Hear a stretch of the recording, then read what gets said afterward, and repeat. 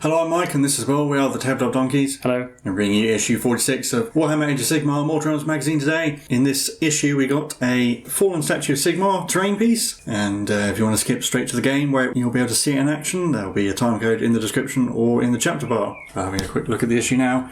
First up, we have some background on the city of Anvilgard, one of the cities of Sigmar. This one is on the Realm of Fire, and is also the home base of the Anvils of the Heldenhammer, forces of the Stormcast Eternals, and also has a very prominent sort of pirate elven corsair population as well, who control all the trade going into and out of the city and are a bit unscrupulous in their methods.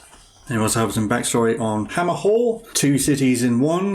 One part of it is in the Realm of Fire, while the other part is in the Realm of Life, ruled over by Aventus Firestrike of the Hammers of Sigmar, Stormcast Eternals. And we have some backstory on the Slaves of Chaos. So these are mortal followers of the Chaos Gods, the most powerful of whom will tread the path to glory in an attempt to ascend to demonhood and become demon princes, but those that fail will only achieve spawndom and be reduced to sort of gibbering masses of flesh and bile and horrible nastiness.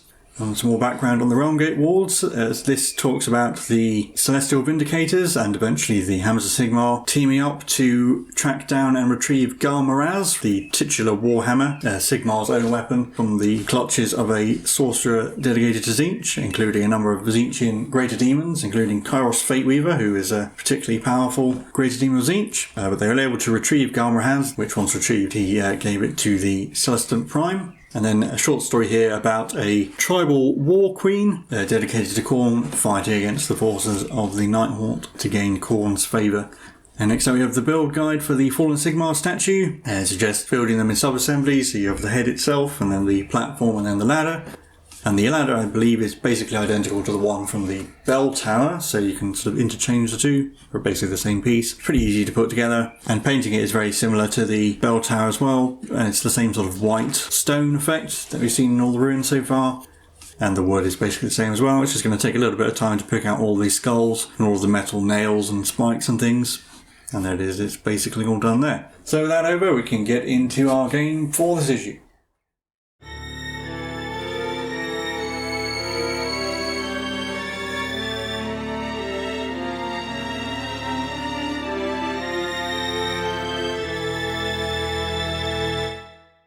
So now we'll be on to our game, but first we have some rules for battle plans. Obviously we've been using battle plans up to this point, but this is the official rules for battle plans, if you like. So it explains what you'll find in a battle plan, the title, setup instructions, special rules, and then the victory conditions. And it also says that if a battle plan does not explain how to win the battle, you have to slay all the models in your opponent's army, or if neither player has done that by the end of the battle, then the player who's slain a higher percentage of models is the winner. That shouldn't come up very often. Most battle plans will have victory conditions.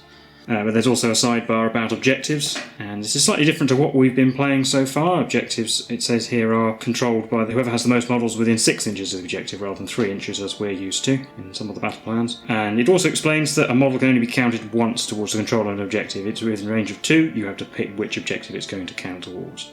And over the page we have a battle plan called First Blood, which is not the one that we're going to be using this issue, but it is a very straightforward battle plan that you could use for your own games if you wanted to. And it has a deployment map, which is basically divides the battlefield in half, and then it has the setup instructions. One special rule, which is First Blood, so whoever slays an enemy model first receives an extra command point, and then whoever has destroyed the most wounds by the end of the battle wins the game, even if that side actually gets wiped out. So as I said, we're not using that one in this battle, but it is one you could use yourself for a simple game. And next up we have a tutorial on victory points, and it just gives you some examples of how you might want to count up victory points using the counters that are given in this issue. I'll show those in a second, or writing it down on some paper. You will have seen how to use a third method, which is using dice to mark how many victory points each side has, and also a tutorial on controlling objectives. That just explains what was on the previous page.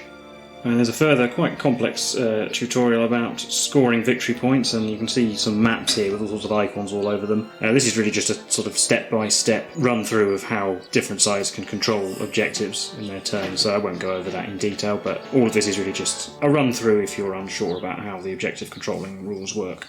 Then we will be on to our battle plan, so we've got our backstory here, closing the gate. So the Stormcast Eternals, led by Lord-Arcanum Boreas Glorymantle, have discovered a couple of realm gates in the Realm of Metal, and the Nighthaunt are using these to bring in more reinforcements, so they determine to close the gates and drive the Nighthaunt off. So then the battle plan, the Burnished Path. So you can see we're on 2 boards this time, territories on the long edges 6 inches on as usual, and then 3 objectives across the diagonal of the board, 1 in the centre and then the other 2 12 inches away. For our armies, the Nighthaunt have the Knight of Shrouds on Ethereal Steed, a Tomb Banshee, a Spirit Torment, 2 Chain Ghasts, 4 Miremord Banshees, 10 Dreadscythe Harridans and 10 Chain Rasps. And the Stormcast Eternals obviously have the Lord-Arcanum, he's accompanied by the Knight Azeroth, 3 Prosecutors, 5 Liberators, 5 Sequitors and 3 Gryph-hounds. And then we set up the terrain as we did before, but we're adding to it the Fallen Sigmar Statue that we got with this issue, which obviously doesn't have its own wall scroll yet, so we will use the scenery table that we got in issue 45 to give that and the Dominion of Sigmar Statue some unique rules. The Stormcast Eternals set up a unit first. It doesn't actually say who gets the first turn in the first battle round, so we will be rolling off to decide that. And then victory points are scored as follows. At the end of the battle round, whoever's done the most wounds worth of damage scores 2 victory points, or 1 each if it's a tie, and whoever controls the most objectives at the end of each of their turns scores 3 victory points, or 1 victory point if both players hold an equal number. And for controlling objectives, it says refer to A Core 6, which is the rules from a couple of pages ago, so objectives are controlled by models within 6 inches of them. And on the back page we have a load of tokens that you can photocopy or cut out. There's objective control tokens for both sides and then a load of victory point counters, but we're just going to continue using our dice as we've been doing. So that's everything for our battle plan and new rules, so we'll set up the terrain and the models and then get onto the game.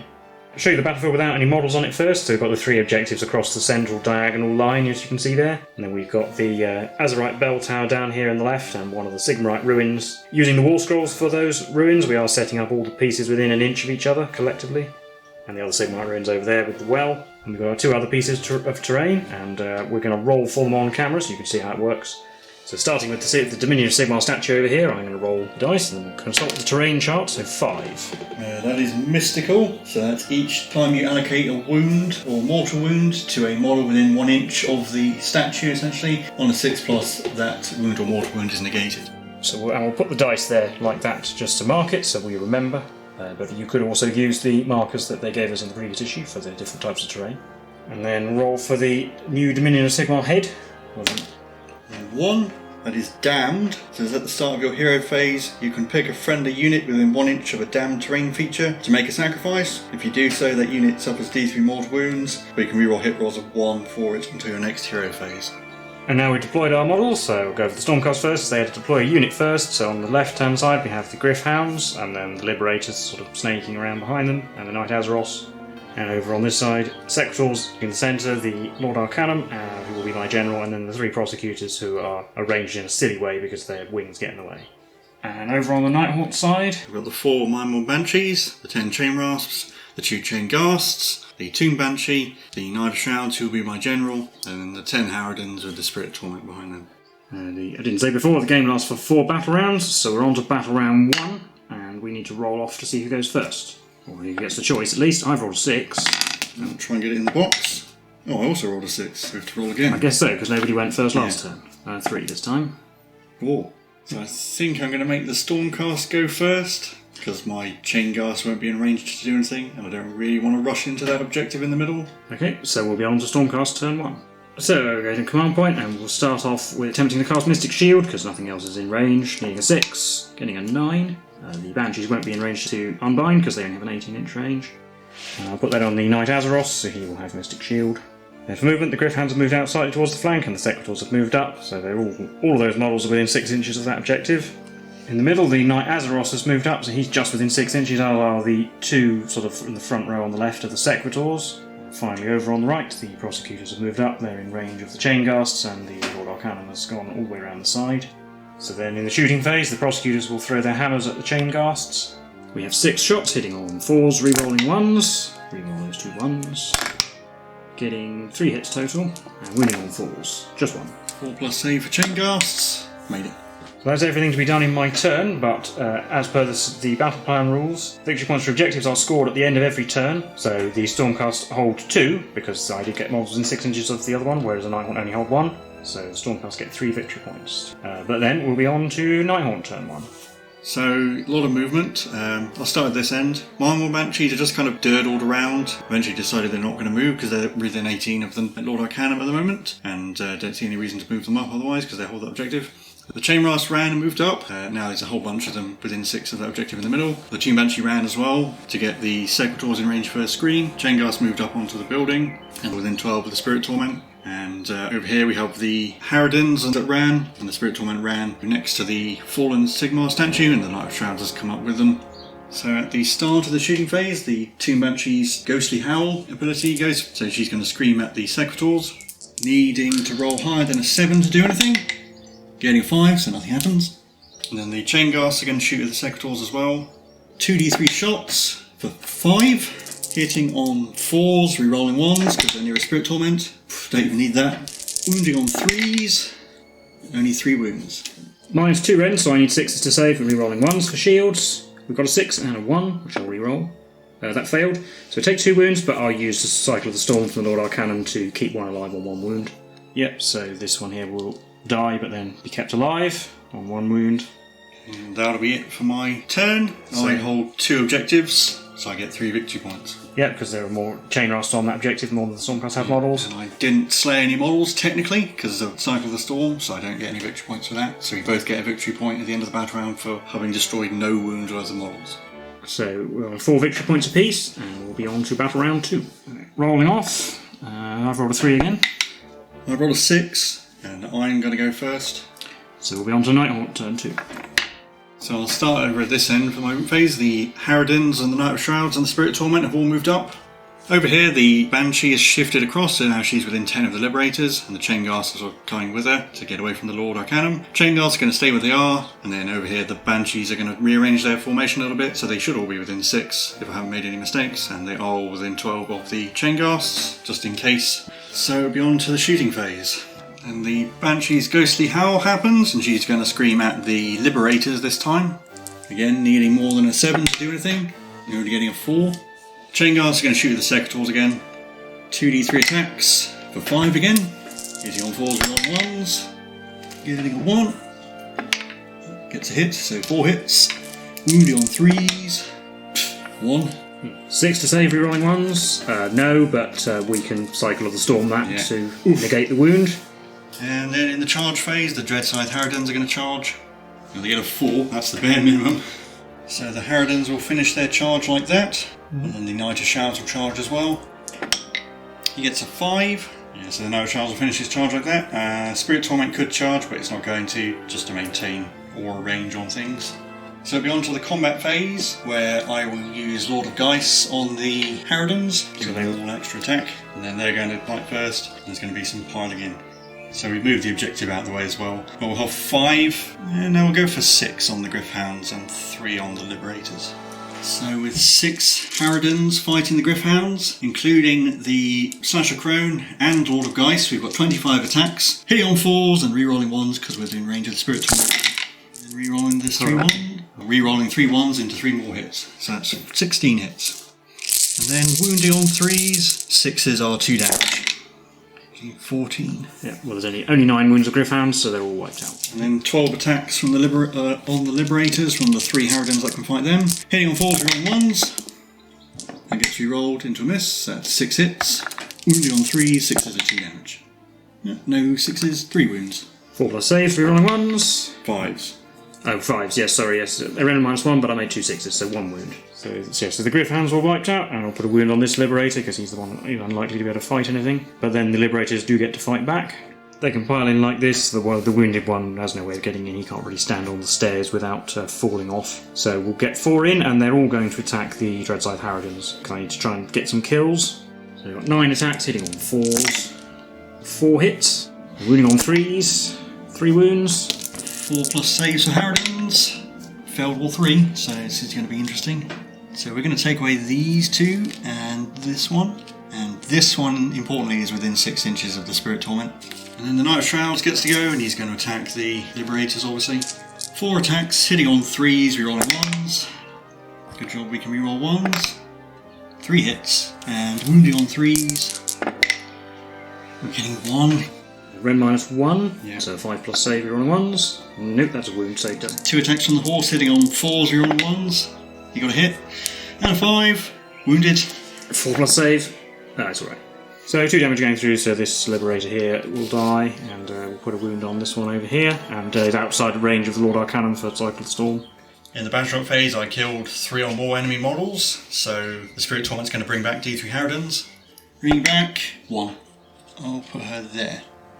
And then the Nighthaunt actually controlled all 3 objectives, because there are more Harridans over here on this one, so it's 3 victory points to the Nighthaunt. So it's 7 victory points to 4 as we head into Stormcast turn 2. So in my hero phase, I gain a command point, and then the Knight Azeroth is going to use his Light of Sigmar ability to do D3 mortal wounds to everything within 8 inches of him. In this case, the Dreadscythe Harridans, the Knight of Shrouds, and the Chain Rasp. The Banshee is just out by a fraction of an inch. So D3 to the Harridans, 3. Knight of Shrouds, 1. And the Chain Rasps, also 3. So annoyingly, I'm going to have to get rid of the Sasha Crone, otherwise there'll be 2 halves of the unit. 3 Chain Rasps. And the Knight of Shrouds goes down to 5 wounds.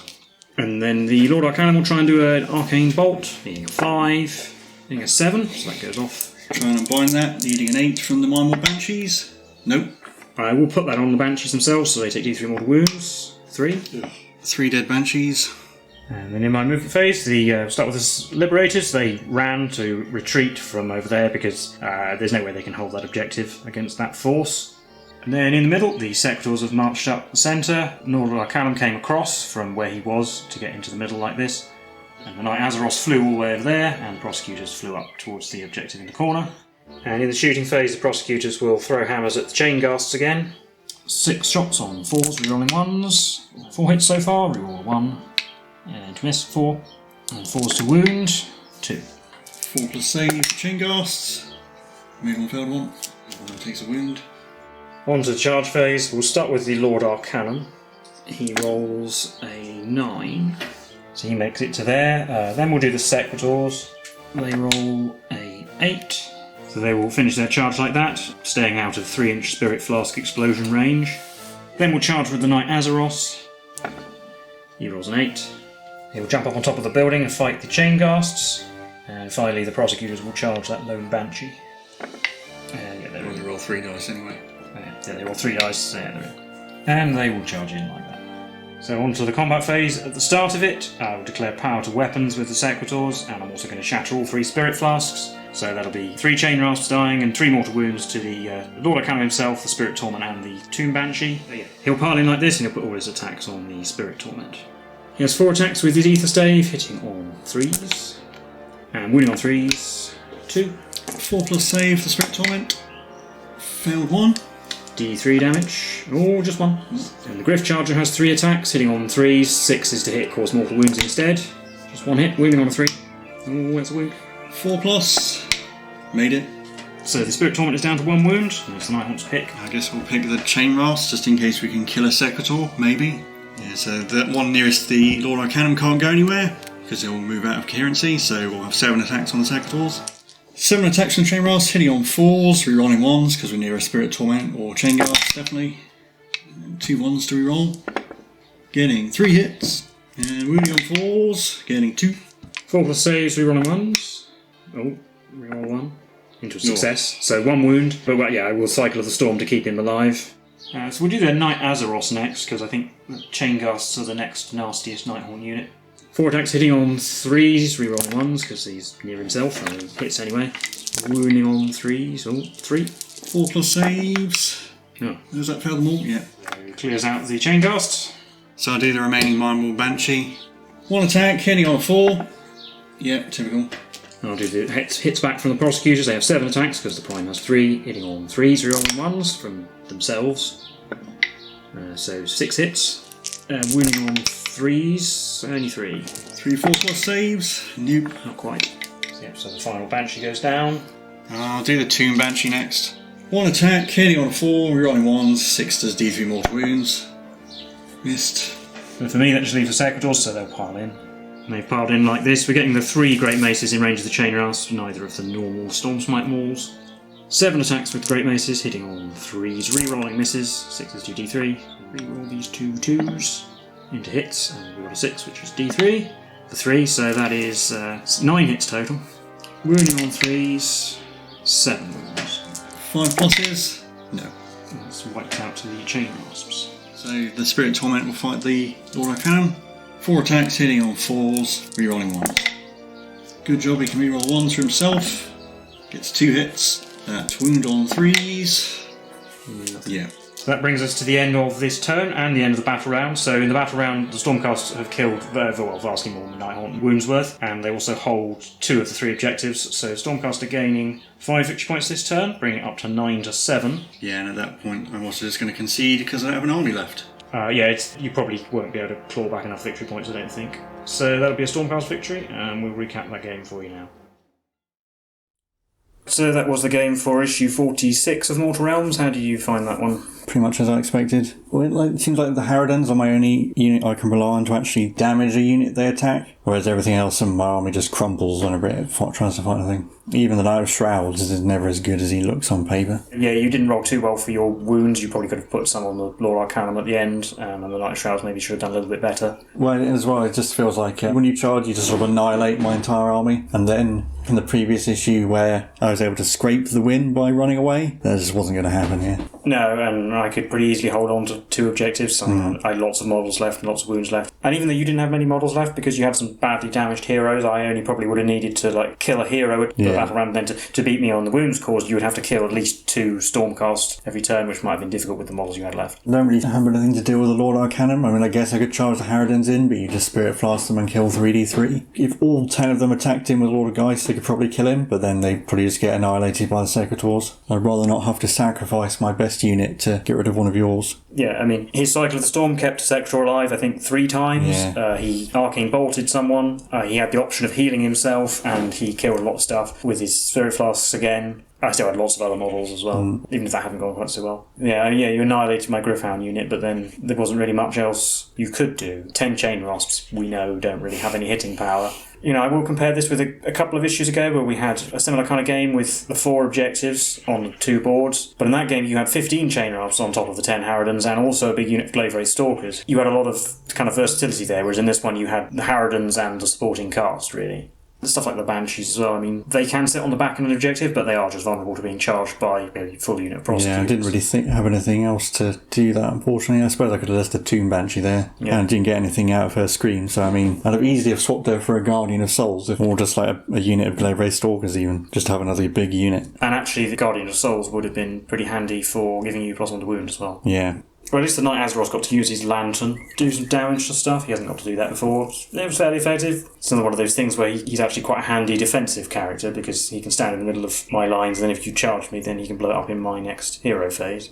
And then I guess the victory conditions for the scenario were a bit different to what we're used to, although with the objectives being scored at the end of each player's turn rather than the end of the battle round, which is what we've been playing so far, which did mean that whoever went first was able to just automatically gain victory points in the first turn, although I suppose I did potentially put myself at risk of being charged. If you'd had some faster units, you could have charged the units that had to move up. But it's still a little bit odd. So whoever goes first essentially gets free victory points, so the other players are always going to be catching up a little bit. Basically the reason I made you go first was so that your wizard wasn't being range for his Prime Electrode Arcane Bolt. Yeah, which was probably a good decision. And also the 6-inch objective range, actually on a board like this, is actually really quite a long distance. It did mean we could kind of circle almost 12 inches away around an objective. Yeah, and it also benefits you a lot, actually, because with 3 inches it can be mildly difficult to get numbers on the objective for you. Yeah. You're still limited by your unit size, I suppose. Well, we got to roll on the scenery table for the random terrain feature traits, and they didn't come up at all. They could have done if they'd been different. Yeah, well, I was tempted to use the Damned one, in theory, to take a unit below 10 models so it doesn't get super blown up by Spirit Flask. But the Spirit Torment was already there, so the re-rolling ones was pointless. And the Lord-Arcanum was on the other side of the battlefield, so no point doing it to the Harridans. And the other statue, nobody got damaged near it. Yeah, it's only models near it as well, so it's kind of hard. I guess you could stick a hero near it and try and defend it, but... I mean, I suppose we could have put the terrain feature slightly more in the middle of the board and then... we rolled for them after we set them up, so I thought that was the fairest way to do it. I think the issue is you're probably not going to put the terrain pieces near the objectives. It's a nice bit to add variety, but you probably wouldn't base your entire plan around them. And we've got the big head, obviously, as well. I mean, I like the way it looks, but I don't know how useful the platform's going to be. Well, it's just like the bell tower. It's from the Warcry scenery range, which is an individual model sort of skirmish game. So you might put a model up there, but when you have units of models, unless you're going to put a hero up there for some reason. Put like the Tomb Banshee up there or the Chain Guards or something, and actually it'd probably be quite hard to charge them. Yeah, it'd look impressive as well. Well, I think that's it for this video, so if you enjoyed this content, then please leave a like and subscribe. Feel free to leave any comments, let us know your thoughts on the game or on the magazine so far with the games and whatnot. We've been the Tabletop Donkeys, and we'll see you in the next one. Bye for now.